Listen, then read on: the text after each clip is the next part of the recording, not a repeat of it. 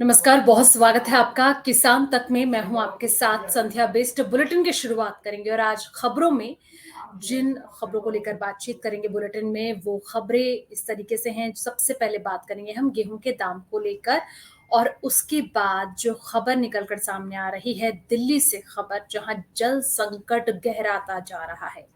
कई खबरें लगातार हम दिखाते रहे हैं जल संकट को लेकर, लेकिन अब क्या कुछ अपडेट उसमें निकला है, अ, उसको लेकर हम चर्चा करेंगे और साथ ही बात करेंगे प्याज किसानों की खबर का, क्योंकि महाराष्ट्र में इस वक्त लगातार प्याज के दाम में उछाल देखने को मिल रहा है, जिससे कि किसान काफी ज्यादा खुश हैं। अभी क्या दाम वहां पर चल रहा है उसको लेकर हम बातचीत करेंगे और आखिर में बात करेंगे देश भर के मौसम को लेकर।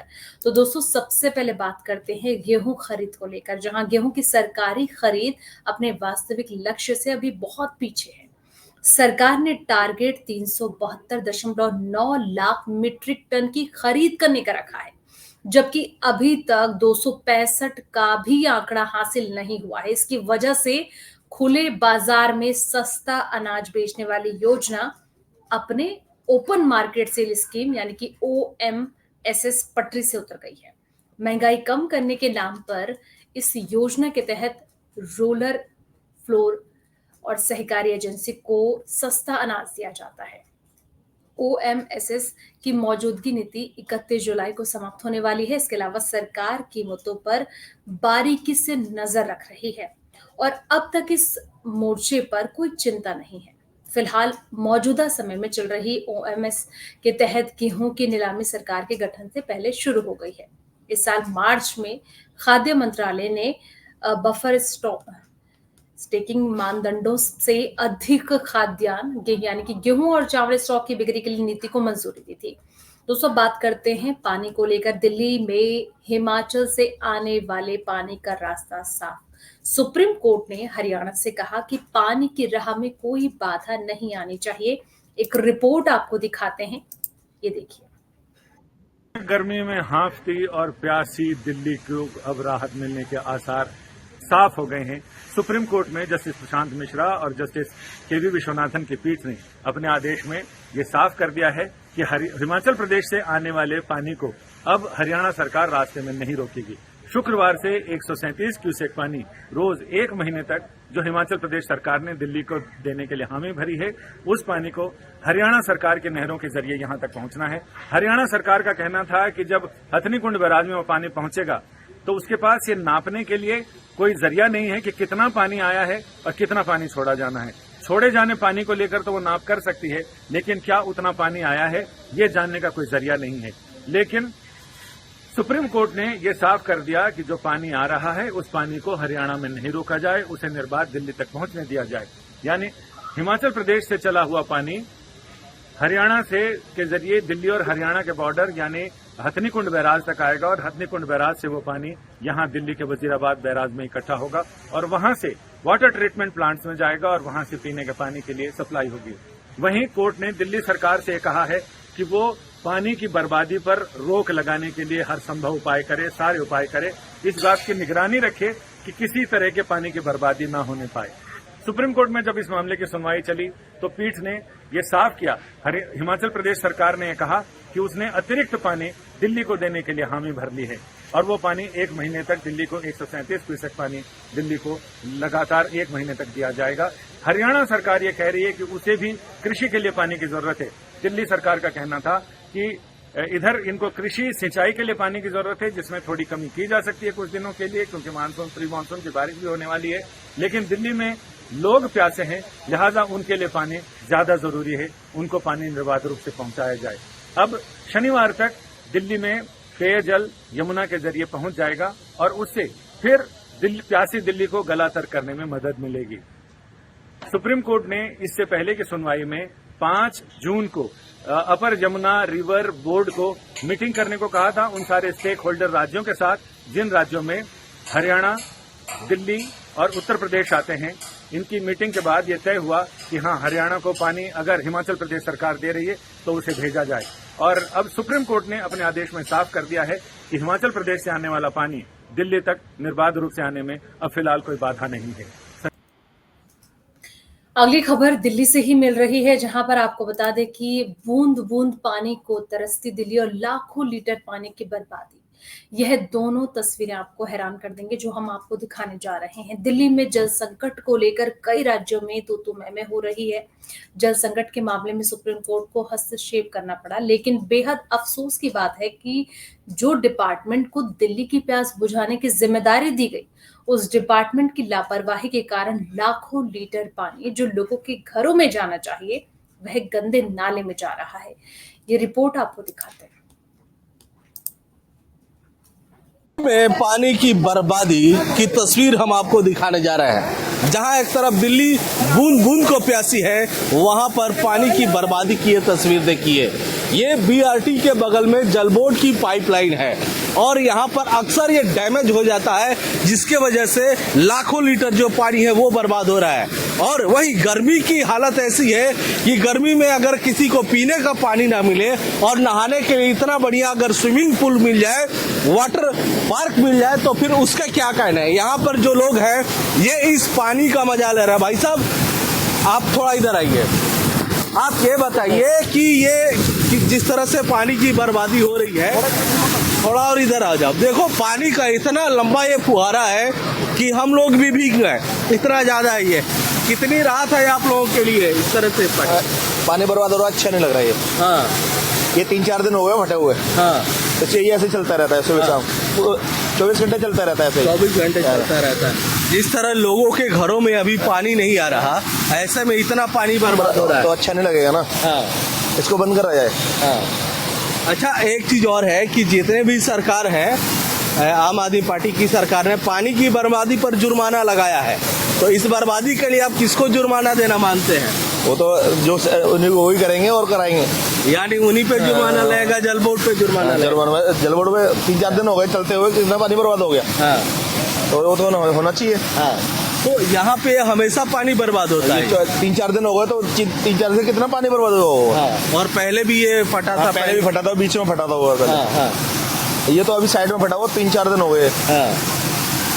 जी, तो ये जल बोर्ड की बर्बादी की तस्वीर है, मैं आपको दिखा रहा हूँ। आप देखिए जरा गौर से, ये एक बड़ा डैमेज है। ये पाइपलाइन का जो है, जल बोर्ड के पाइप का ये मेन लाइन है और ये सारा पानी गंदे नाले में जा रहा है। आप देख सकते हैं इसके ठीक नीचे ये गंदा नाला है जहां पर यह पानी बर्बाद हो रहा है और जो पानी लोगों के घरों में जाना चाहिए वो गंदे नाले में जा रहा है। आप देख सकते हैं ये जो अभी पानी का फवारा है, किसी हिल स्टेशन पे जिस तरह से पानी का झरना होता है, पानी का झरना जिसे देखने के लिए लोग दिल्ली से नैनीताल, शिमला, हरियाणा पहाड़ी इलाकों में जाते हैं, उस तरह की स्थिति आपको दक्षिणी दिल्ली में देखने को मिल रही है। आज के दिन की अगर बात करें तो दिल्ली में पानी की किल्लत को लेकर के दिल्ली सरकार सुप्रीम कोर्ट गई थी और सुप्रीम कोर्ट ने आज ही फैसला दिया है हिमाचल सरकार को कि वो 137 क्यूसेक पानी वो दिल्ली के लिए छोड़े। और दिल्ली सरकार को सुप्रीम कोर्ट ने सख्त हिदायत दी थी कि पानी की बर्बादी पर रोक लगाए। लेकिन जो तस्वीर हम आपको ये दिखा रहे हैं, ये न सिर्फ लापरवाही है बल्कि सुप्रीम कोर्ट के उस आदेश का भी एक तरह से अवहेलना कही जाएगी। लाखों लीटर पानी यहाँ बर्बाद हो रहा है। हर घंटे के हिसाब से अगर बात कही जाए तो तमाम सारा जो है यहाँ पे पानी बर्बाद हो रहा है। जो पानी लोगों के घरों में जाना चाहिए वो गंदे नाले में जा रहा है। आप देख सकते हैं ये जो फवारा है इसकी ऊंचाई कम से कम 10 फीट से ज्यादा है और ये जो है मैं आपको दिखा दूं, ये यहाँ पे ये पाइपलाइन है। देखिए एक ये डैमेज जो है ये सिर्फ यही नहीं है, इस पाइपलाइन में जगह जगह डैमेज आपको देखने को मिलेगा। मैं थोड़ा साथी से कहूंगा आप जूम इन करें तो देखिए पाइपलाइन के ये दूसरे तरफ भी ये फुहारा जो है वो फटा, ये जो पाइप जो है वो फटा हुआ है और ये सारा पानी इस गंदे नाले में जा रहा है। आप देखिए जो पानी का वेस्टेज है इस गंदे नाले में जा रहा है। किस तरह से झरने की तरह ये पीने का पानी जो है वो नाले में मिल रहा है। यानी जो पानी, जिस पानी के लिए दिल्ली तरस रही है, जिस पानी के लिए दिल्ली वाले तरस रहे हैं, वो पानी गंदे नाले में जा रहा है। सुप्रीम कोर्ट के आदेश के बाद भी जल बोर्ड की इस तरह की लापरवाही, इसको लापरवाही नहीं कहेंगे, क्योंकि ये कई दिनों से जो लोग यहाँ पे आ रहे हैं, नहा रहे हैं, वो लोग बता रहे हैं कि ये कई दिनों से फटा है और लाखों लीटर पानी प्रतिदिन बर्बाद हो रहा है। और ये शुद्ध पानी पीने का पानी है, जल बोर्ड का पानी जो आज बर्बाद हो रहा है। तो देखना यह है कि क्या इस लापरवाही पर दिल्ली सरकार कार्रवाई कब से करेगी, कब इस पाइपलाइन को ठीक किया जाएगा, और जो पानी की बर्बादी पर मुआवजे, जो पानी की बर्बादी पर जो फाइन की बात कही जा रही है, वो अब किसके ऊपर लगेगा, क्योंकि ये पानी जो है वो बर्बाद हो रहा है लगातार। और मैं आपको एक और चीज बता दूं कि ये जो है, ये रोड आप देख रहे हैं, ये बीआरटी रोड है, बेहद मुख्य रोड है, ये मुख्य मार्ग है। यहाँ से 24 घंटे गाड़ियां लगातार चलती हैं। लापरवाही की ये बात ऐसा नहीं है कि किसी को पता नहीं है, सबको पता है, बावजूद इसको ठीक करने के बजाय अभी तक कोई काम नहीं किया गया है। देखना यह है कि इस पर कब जल बोर्ड मुरम्मत करता है और इसको लेकर के प्रशासन क्या सख्त कदम उठाती है। अमरदीप। तो देखा आपने पानी की ये रिपोर्ट, जिस तरीके से इतना ज्यादा पानी का संकट जो है गहराता जा रहा, लेकिन उसके बावजूद भी प्रशासन अनदेखी कर रहा है। खबरों में आगे बढ़ते हैं, हम बात करते हैं प्याज को लेकर। प्याज की निर्यात बंदी हुए 1 महीने से ज्यादा समय हो चुका है निर्यात बंदी को खुले। अब बाजार में इस फैसले का असर देखने को लगा। महाराष्ट्र की सोलापुर मंडी में प्याज के दाम ने इस सीजन का रिकॉर्ड बना दिया है। यहाँ 5 जून को अधिकतम थोक दाम 33 रुपए प्रति किलो तक पहुंच गया, जो वर्तमान रबी मौसम का उच्चतम है। इस साल पहली बार महाराष्ट्र की किसी मंडी में किसानों को प्याज का इतना ज्यादा दाम मिला। यह आमतौर पर प्याज की बम्पर आवक होती है। खरीफ सीजन में तो रोजाना ही आवक 1 लाख क्विंटल के पार हो गई थी, लेकिन 5 जून को इस मंडी में सिर्फ 6,446 क्विंटल प्याज ही बिकने आई। माना जा रहा है कि दाम बढ़ने का एक कारण ये भी है, हालांकि यह न्यूनतम दाम पहले की तरह सिर्फ 1 रुपए प्रति किलो रहा। औसत थोक दाम 16 रुपए प्रति किलो रहा। अधिकांश मंडियों में आवक जो है वो कम दिखाई दे रही है, और ऐसे में ये समझा जा सकता है कि औसत दाम 16 रुपए प्रति किलो रहा, इसलिए अधिकतम दाम 20 से लेकर 30 रुपए किलो के बीच चल रहा है, जिससे कि किसानों को बड़ी राहत है। कुछ मंडियों में न्यूनतम थोक दाम भी 20 रुपए किलो से अधिक हो गया। महाराष्ट्र एग्रीकल्चर मार्केटिंग बोर्ड के अनुसार 5 जून को राज्य के 43 में से 40 मंडियों ने प्याज का अधिकतम थोक दाम 20 रुपए प्रति किलो से ऊपर था। कल्याण मंडी में सिर्फ 3 क्विंटल प्याज बिकने के लिए आया, इसलिए यहाँ न्यूनतम दाम भी 20 रुपए प्रति किलो तक पहुंच गया। किसानों को उम्मीद यह है कि अभी दाम इसी तरह रहेगा, क्योंकि प्याज के मुद्दे पर लोकसभा चुनाव में महाराष्ट्र में नुकसान झेलना पड़ा।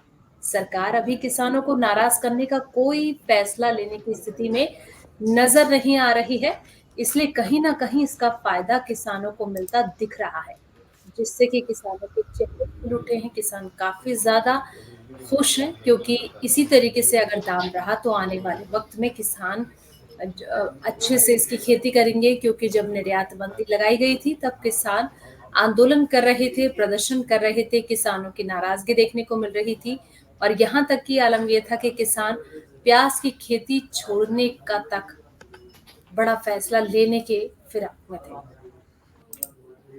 अगली खबर जो है वो प्याज से ही जुड़ी हुई है। बता दें कि अगली खबर जो मिल रही है वो महाराष्ट्र से ही है, जहां महाराष्ट्र के प्याज किसान कर्नाटक के प्याज पर निर्यात शुल्क हटाने के फैसले से नाराज है। वे केंद्र सरकार से महाराष्ट्र में उगाए जाने वाले प्याज पर निर्यात शुल्क हटाने की मांग कर रहे हैं। खास बात यह है कि नाराज किसानों ने केंद्र पर भेदभाव का आरोप लगाया है। साथ ही उन्होंने किसानों की समस्याओं के प्रति असंवेदनशील होने के लिए राज्य सरकार की भी आलोचना की है। दरअसल लोकसभा चुनाव से पहले केंद्र सरकार ने घरेलू प्याज बाजार में प्याज की कीमतों को नियंत्रित करने के लिए निर्यात बंदी लगाई थी, जिससे कि किसानों में नाराजगी देखने को मिल रही थी।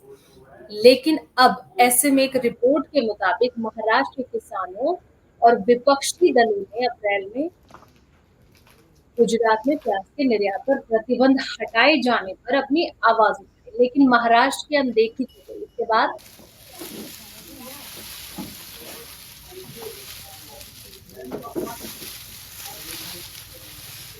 बाद महाराष्ट्र के प्याज क्षेत्र में लोकसभा चुनाव से पहले केंद्र ने 4 मई को प्याज के निर्यात पर प्रतिबंध हटा दिया, जो कि न्यूनतम निर्यात मूल्य यानी कि एमईपी 550 अमेरिकी डॉलर प्रति टन के अधीन था और 40% निर्यात शुल्क भी लगाया गया था।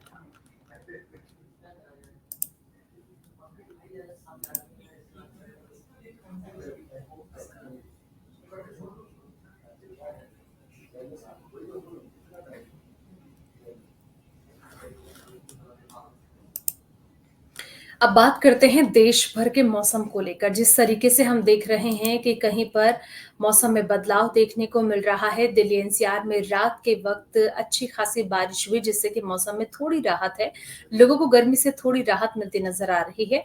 आईएमडी की रिपोर्ट में कहा गया है कि केरल, लक्षद्वीप, अंडमान निकोबार द्वीप समूह और कर्नाटक में गरज बिजली और तेज हवाओं के साथ हल्की से मध्यम बारिश होने की उम्मीद है। इसके अलावा कई ऐसे राज्य हैं जहां पर बारिश को लेकर अलर्ट जारी किया गया है। तमिलनाडु, पुडुचेरी, कराईकल, आंध्र प्रदेश, तेलंगाना और रायलसीमा में छिटपुट से लेकर मध्यम बारिश हो सकती है।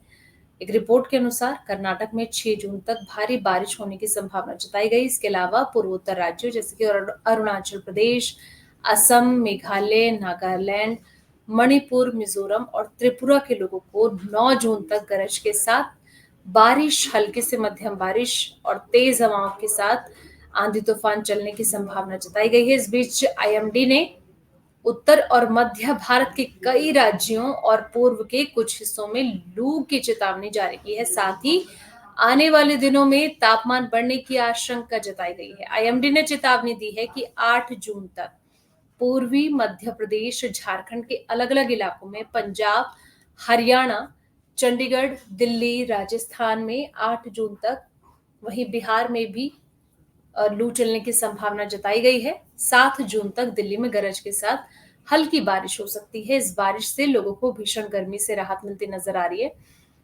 आईएमडी के अनुसार मुंबई में भी भारी बारिश हो रही है, जिससे अगले 3 से 4 दिनों तक गरज के साथ बारिश और बिजली चमकने का अनुमान जताया गया है। आईएमडी के अनुसार ये कहा जा रहा है कि मुंबई में दक्षिण पश्चिम मानसून समय पर आएगा और 10 जून के आसपास शहर में दस्तक देगा। इससे पहले सोमवार को आईएमडी ने कहा कि दक्षिण पश्चिम मानसून मध्य अरब सागर के कुछ हिस्सों और कर्नाटक, रायलसीमा, तटीय आंध्र प्रदेश समेत कई ऐसे जगह हैं जहां पर ये दस्तक दे सकता है। तो हालांकि अभी बारिश को लेकर तो ये कहा जा रहा है कि कई जगह पर बारिश की गतिविधि जारी रहेगी, धीरे-धीरे मानसून आगे बढ़ता नजर आएगा।